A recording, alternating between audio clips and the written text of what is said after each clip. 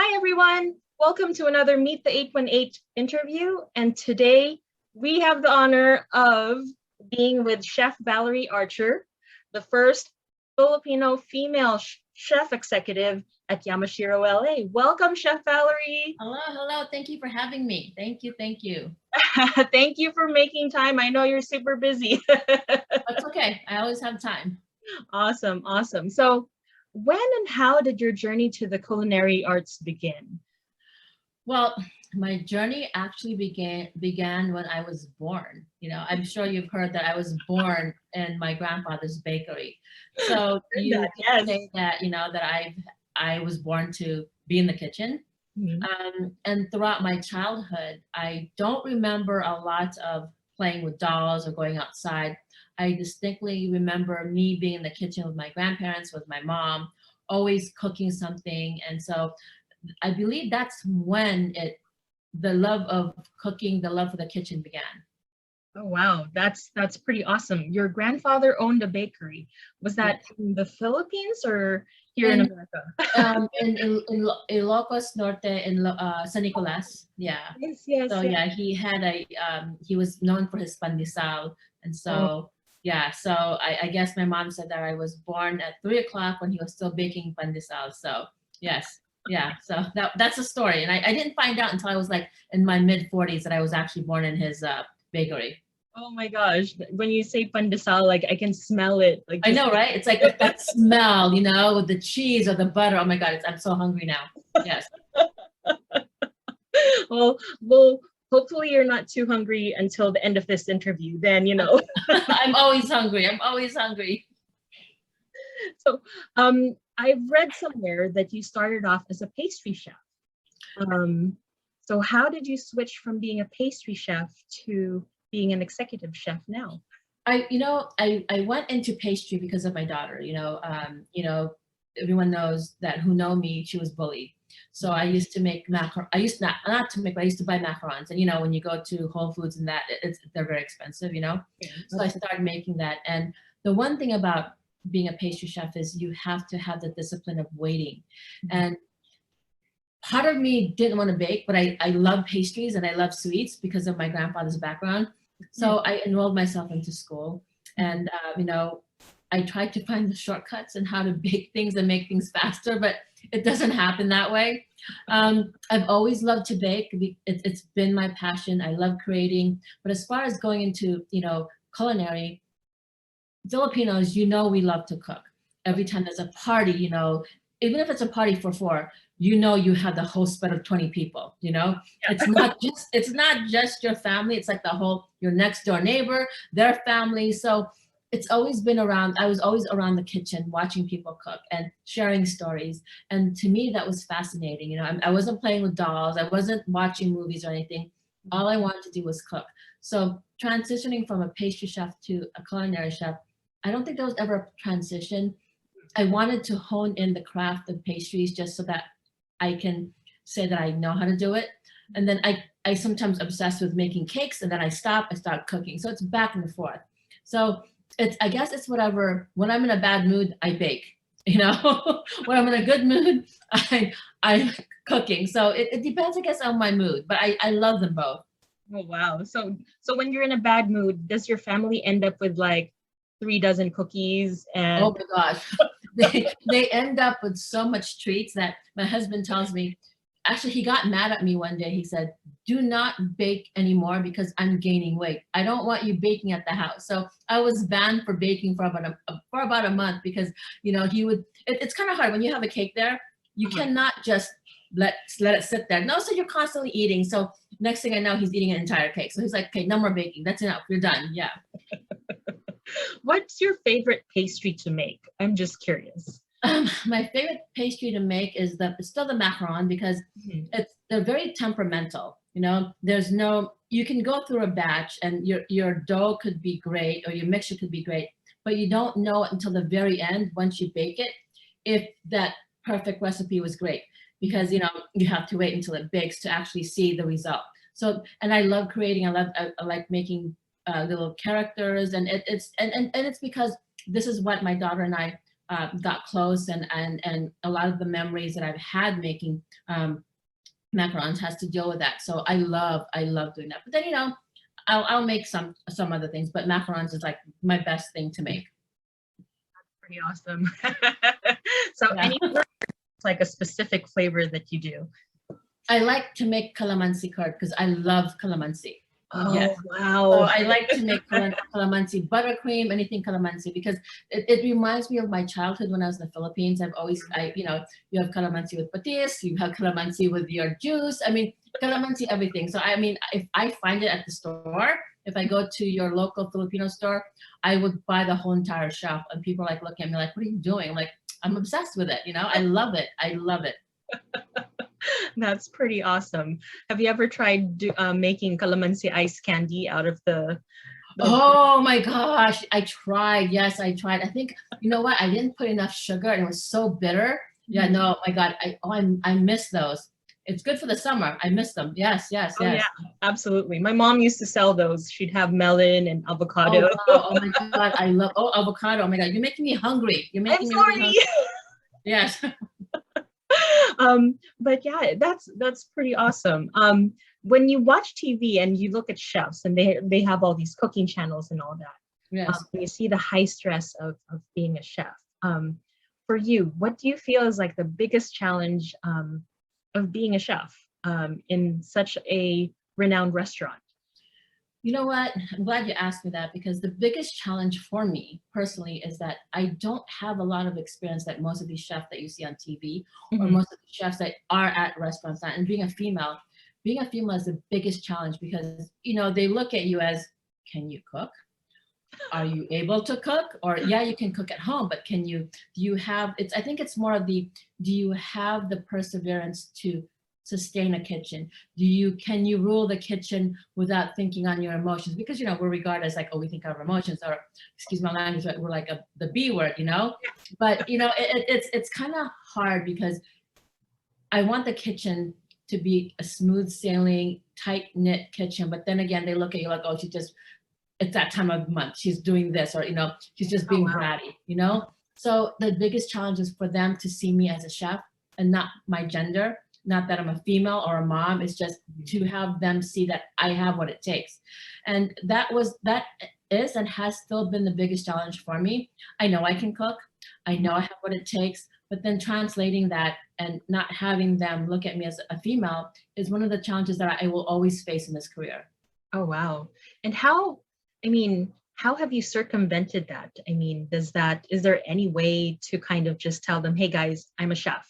Doesn't matter if I'm female or what have you, I can run this kitchen. Have you found a way? You know, the way I look at it is that I have to believe in myself. And people in this industry, no matter where you're at or whatever you're doing, people will always talk. They will always have something to say about you. And the only suggestion or the only advice that I have is basically, as long as you know what you're doing, you're fine. People will always talk about you. They will have your opinions, but as long as you stay true to yourself and you know what you're doing, then everything will be okay. I mean, I can't please everyone, but, you know, to have this title in less than a year, to me, it was like a dream. I'm like, okay, why am I giving this? Or is this a joke? And sometimes I still wake up, I'm like, okay, this must be a dream, because, you know, no one gets to be the executive chef, especially at an iconic restaurant this fast. To be a female, to head up such an amazing restaurant, I have big shoes to fill, because these are like a lot of men before me that had amazing recipes. And so, you know, it was difficult. And the only thing I do is treat everyone with kindness, treat everyone the same. And I basically have to let myself know that I have what it takes to handle this kitchen. Of course. And I will tell you, I mean, I've had coworkers who've come to Yamashiro when you became the executive chef. I've had friends who've gone over to the restaurant and they have nothing but good things to say. I love it here. I mean, I'm always in the front saying hi to people. You know, it's so much fun. It's so much fun. No, they actually told me that a group of or one of my friends goes, oh, she's so nice. we asked to speak to the chef and she just came out, you know? Yeah. I'm like, let me go out. I don't want to stay in the kitchen. Yeah, no, it's, you know what it is a lot of people think that chefs should stay in the back, but we know what's funny now is that going out into the kitchen or from the kitchen into the restaurant, I hear so many people speaking Tagalog, Ilocano, Yes. and I feel so happy because I've never heard that before, and Of to course. be a part of it and to hear it and be able to speak the language with them, it's like, it's so unreal. So it's like, you know, as long as I'm here, I might as well make the best of it. Absolutely, absolutely. And when did you take over as the executive chef? I think it was during the pandemic that you. You know what? I became the executive chef. It was last week was my 1 year anniversary as an executive chef.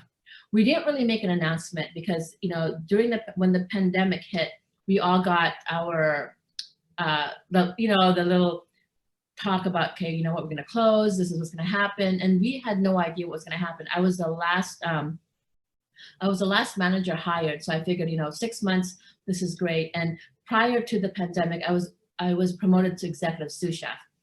So, you know, I had that 2 weeks. I was like, oh my God, I'm the executive sous chef. This is exciting. And then next thing you know, you get the closure. So I was like, oh shoots, you know, I guess this is it, right? So everybody else was basically let go except for me. So by March 13, they told me that, okay, we're gonna have you stay. You're gonna run the restaurant. You're gonna switch from dine-in to takeout. So it was crazy, you know? Oh, wow. And I always thought that, you know, okay, I'm gonna run the restaurant from during the pandemic, and then by the time when we reopened, they were going to find another, you know, executive chef.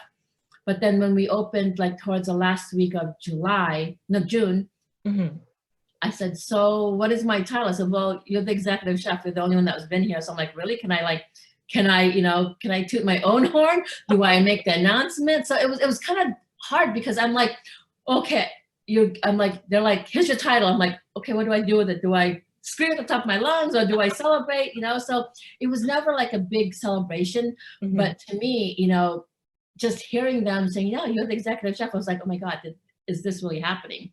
So yeah, so it's been, last week was like a year. Yeah, so, but I've been with the company for almost, it's gonna be 2 years in September. Oh, wow. Yes. That's awesome. Oh my gosh, chef, I'm getting goosebumps just hearing your story.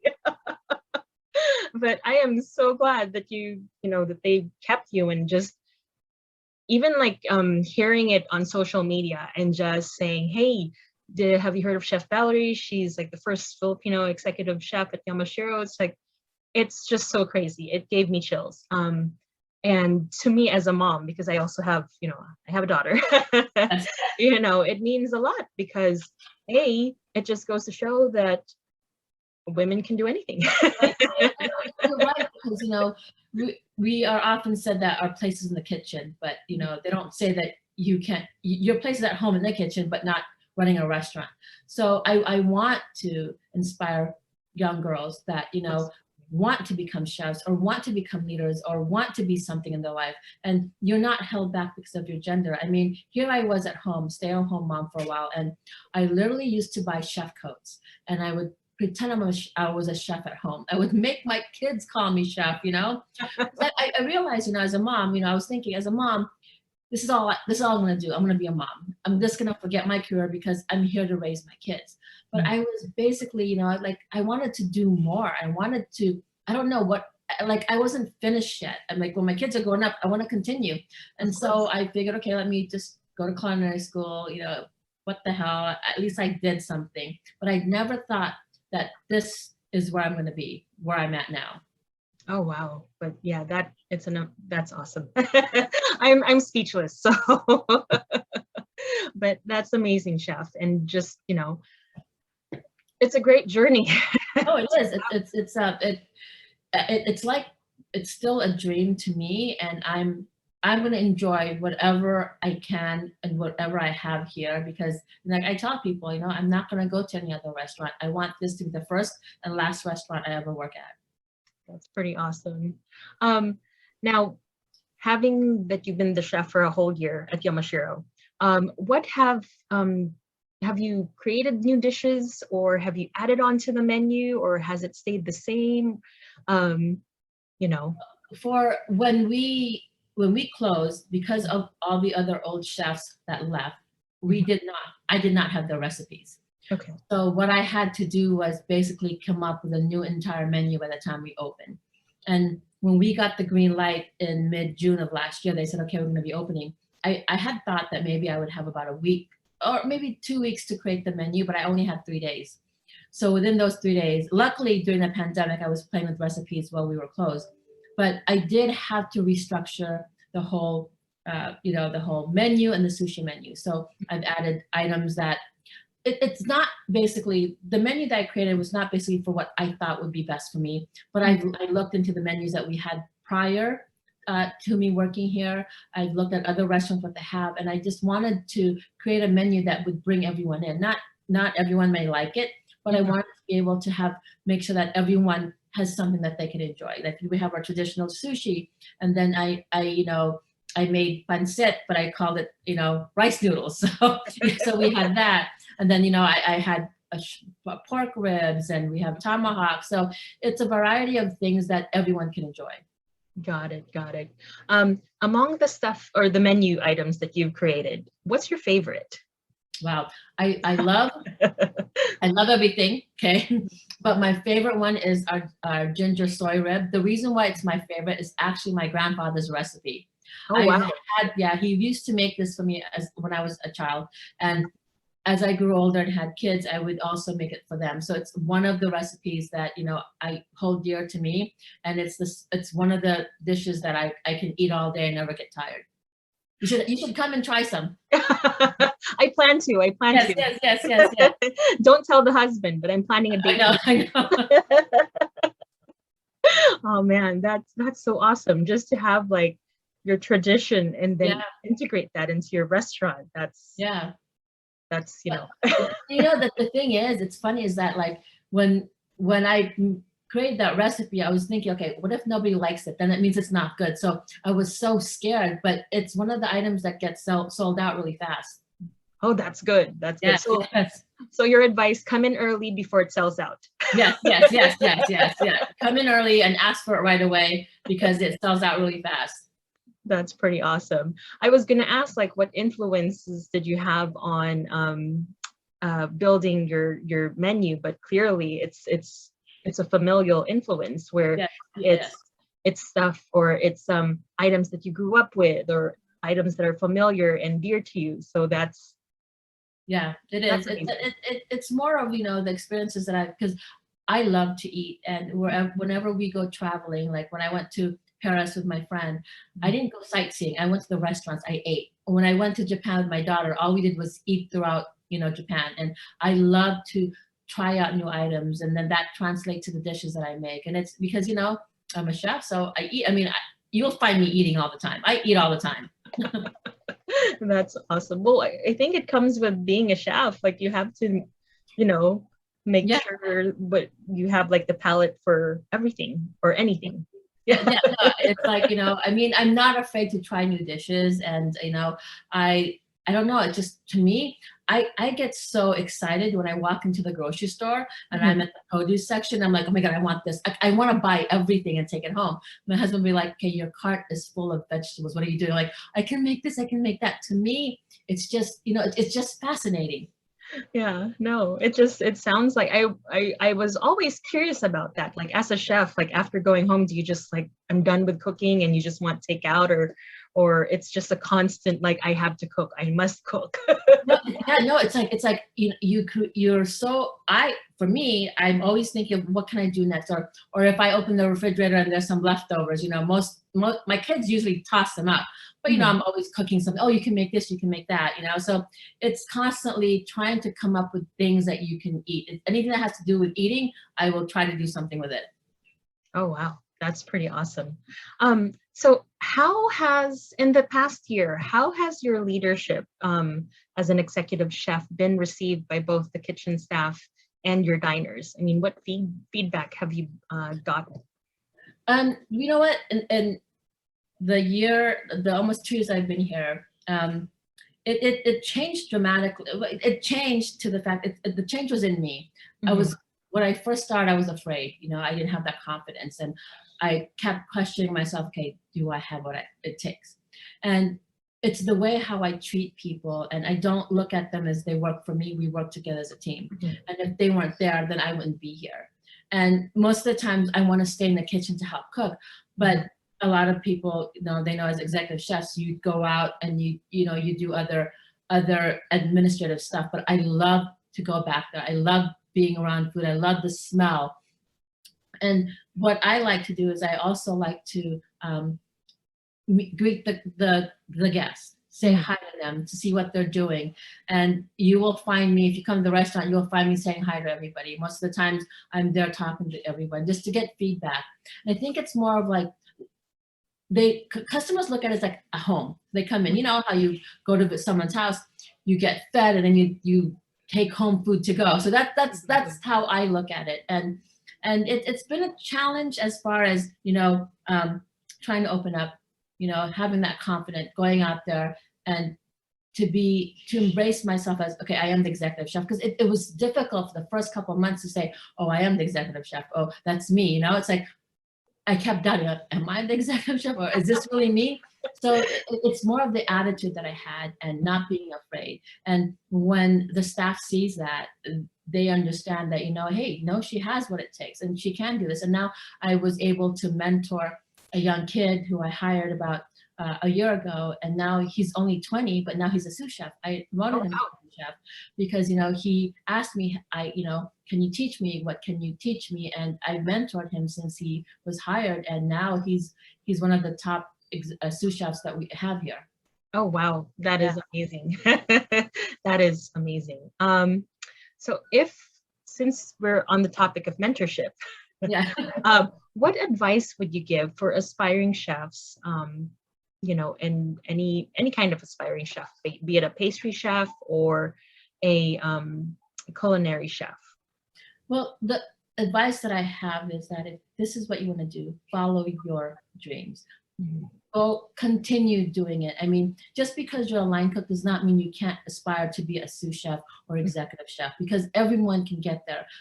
For example, for me, a lot of people think that you have to go to culinary school. I did go to culinary school, but I didn't work at a restaurant. And the one thing that you need to do is believe in yourself. You know, find someone, because there's always going to be someone that will mentor you. Don't be afraid to speak out. Don't be afraid to ask questions, because you'll never know unless you ask. And that, you know, the thing is, it may not be for you, but at least if it's not for you, then at least you can say you tried it.